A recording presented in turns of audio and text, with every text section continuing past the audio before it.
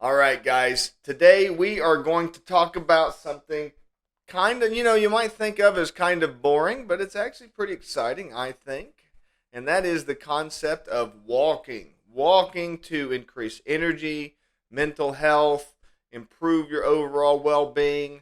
It's one of those things that people don't talk about because it's not a very sexy type of exercise.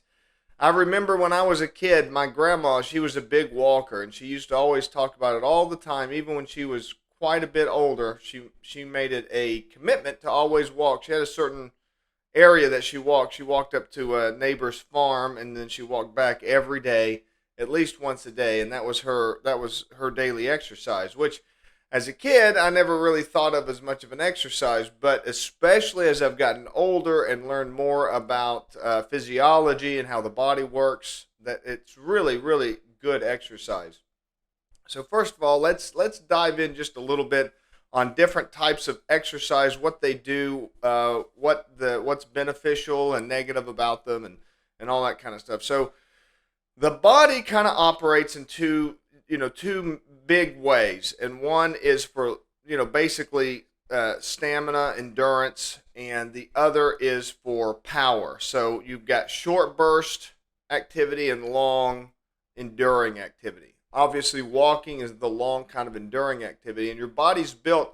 So what's really cool about the body when you think about it is we have two energy sources.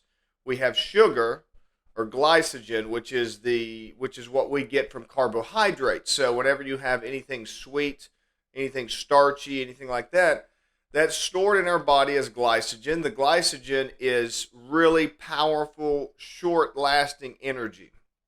And then you have fat. Fat is stored in your body and it's used for long, sustained energy. So basically, anytime your heart rate gets very elevated, so that's the difference between aerobic and anaerobic activity. Aerobic just means with air, and anaerobic means without air. So, aerobic activity, what you think of as aerobic activity, aerobics means that you can breathe you can breathe normally. So, you want to think about it this way. If you can breathe through your nose, if you're not, that's anaerobic once you're getting to that point. If you can breathe through your nose, that's aerobic activity.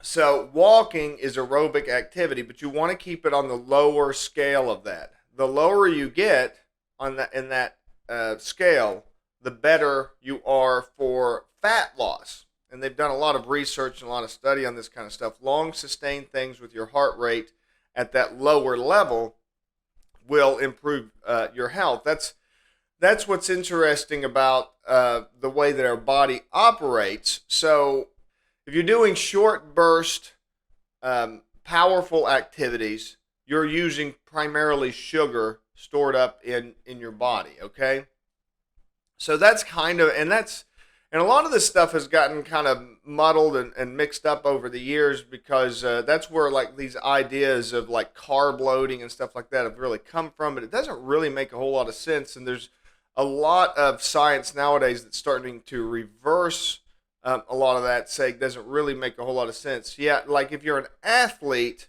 lots of carbs really help out if you're using that short burst activity. But like carb loading before a marathon is a terrible idea because you're not using all that sugar, all of that stored sugar energy in your body.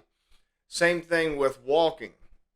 Walking is using your fat, so there's no real value in having all that sugar in your body. You wouldn't carb load before you go for a walk, and so that's kind of the difference. Now this is where things get a little tricky, of course, because the big reason why like HIIT training, high intensity interval training, has become so popular over the last decade or two, is because what you're looking at is very short periods, and they've done some studies and stuff that the HIIT style training actually burns more fat and is more effective, and that's basically comes down to the concept of it does more in a shorter period of time. It doesn't necessarily do more. So HIIT style training will grow more muscle, which of course muscle increases the metabolism, and increasing the metabolism will burn more fat. So that's kind of the idea, and that works, and that's great. That's great. That's great. That's definitely what you kind of want to do. You want to build muscle. You want to do high intensity interval training. That's all good for you. But it's not necessary. So it's not to say that it's better than doing low endurance style training. It depends on what your goals are and what you're trying to achieve. So if you can definitely do long form endurance training and achieve great fat loss, but it will take longer. So it's more of a time commitment.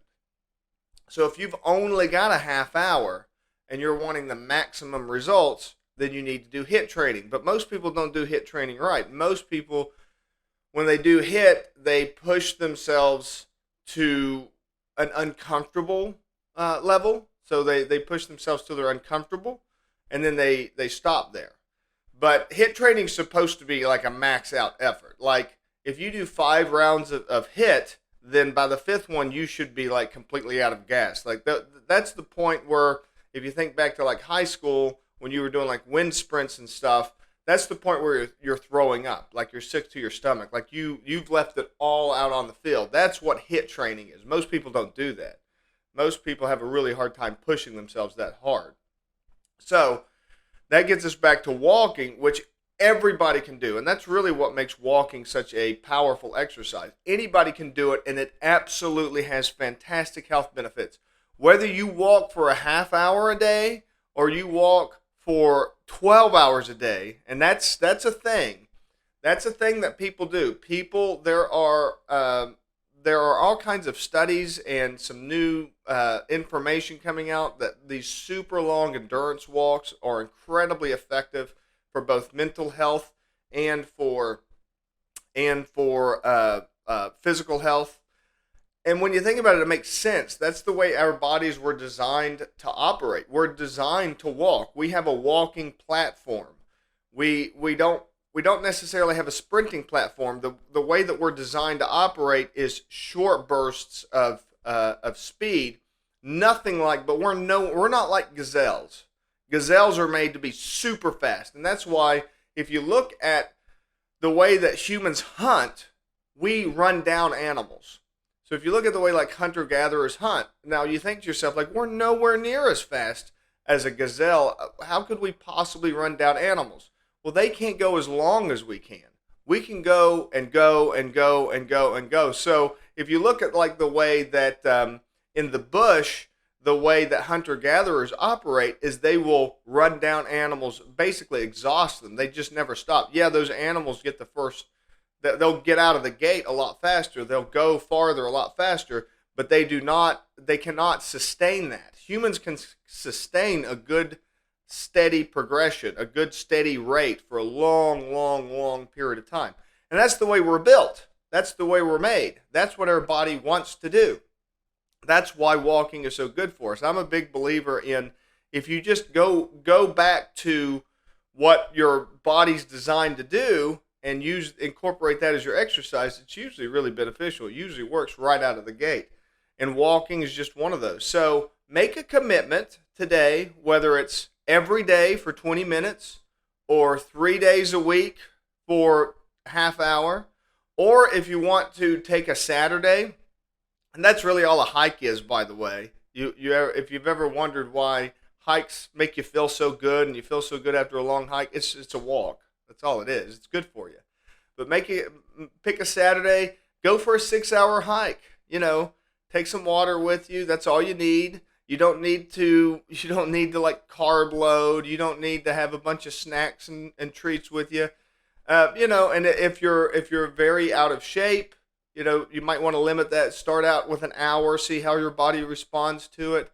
And then maybe the next week go for 2, see how your body responds to it. But go for it. Go for it. You can do it. Make sure you're safe. Make sure you take a phone with you. If you're going for a long hike or something, make sure you've got a device where you can communicate with people in case you trip, fall, get hurt, anything like that. So be safe about it. But go for it. You can do it. Go for a nice long hike or commit to every single day walking for 20 minutes. Either way, you're going to get great health benefits out of it, and it's also going to help you out mentally because it's a form of meditation, believe it or not. You don't try it. Try to go for an hour-long hike without a phone, without music, without anything. Just be in nature, be in the event, be where you are in the moment. You will feel great afterwards. I guarantee it.